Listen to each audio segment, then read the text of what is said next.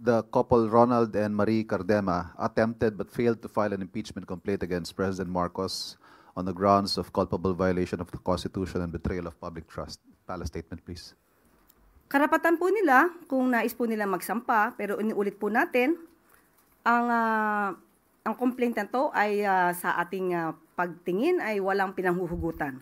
Uulitin ulit natin, ang Pangulo at ang administrasyon ay gumaganap lamang ng kanilang katungkulan at ang batas ay pinapairal, pati na po ang kanilang commitment sa Interpol.